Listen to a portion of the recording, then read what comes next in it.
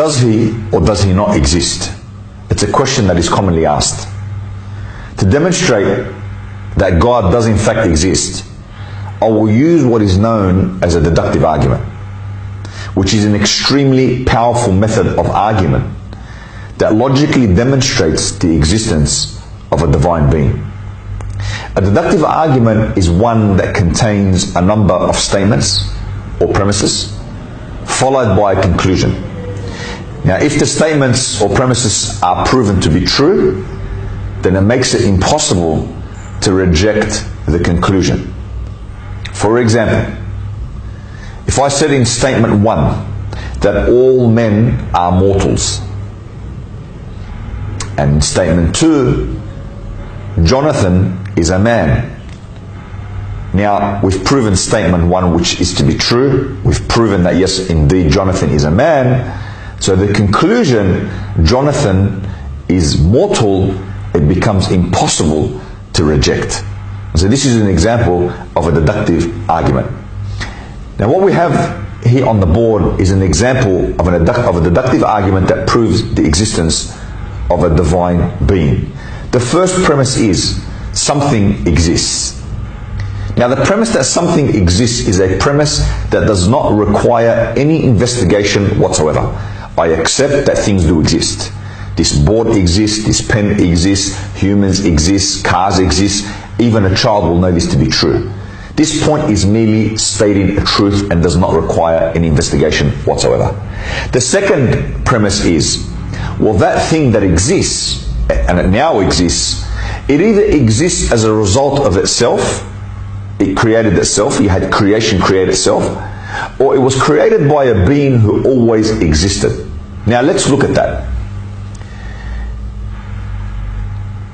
The creation at one point did not exist, after which they came into existence. So at one point they didn't exist, then they came to exist. So the origin of creation is in fact non-existence. They didn't exist, then they came to exist. Now if we said that creation relied upon another creation to exist, well, you have exactly the same thing, because the origin is still going to be non-existence. If that creation relies upon another creation to exist, well, you're going to have exactly the same thing, which is the origin is going to be non-existence. If that keeps going forever and ever and ever, all you will ever have is non-existence. So the question needs to be asked, if all you ever have is non-existence, from where will existence arise? How will existence come about if all we have in that chain, which regresses forever, how will we ever get existence? How will existence ever arise?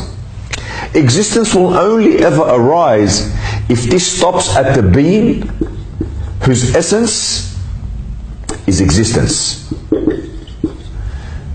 Meaning that this being never began. He was not caused to exist. And in fact, he is a beginningless being. And he was the one that gave rise to their existence. Without him, they cannot exist. So something from nothing is indeed a contradiction. We've proven that premise 1 is true. Premise 2 is true. Therefore, it becomes impossible to reject the conclusion, which is that something has indeed always existed. Otherwise, you would not have come to exist.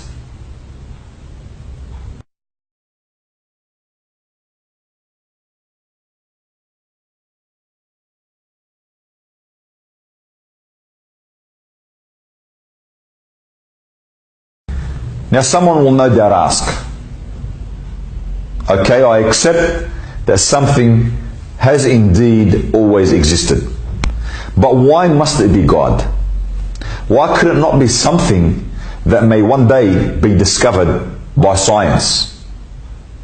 Well, consider this. The state of existence and non-existence are two complete opposites. If all that there ever was non-existence, if all that there ever was non-existence, then how could existence, its complete opposite, come about and emerge if it were not chosen? if it were not selected. Look at it this way. If I had two identical cups of water and I did not possess the ability to simply choose one of them, I would forever continue to gaze at both because I don't have the capacity to choose, to select. But since I have chosen one of them, it means that I have the capacity to freely choose. Therefore, given the fact that we exist and that existence was chosen over our non-existence, it means that the eternally existing being possesses the attribute of will, which is to simply freely choose. Furthermore, how could one choose if they did not possess the knowledge to know what they were in fact choosing? Randomness produces chaos and dysfunction unless it is subject to knowledge. This being must therefore possess complete knowledge. Also, how can inability produce such a vast creation? This point alone necessarily establishes that the eternal being in question possesses infinite ability and power.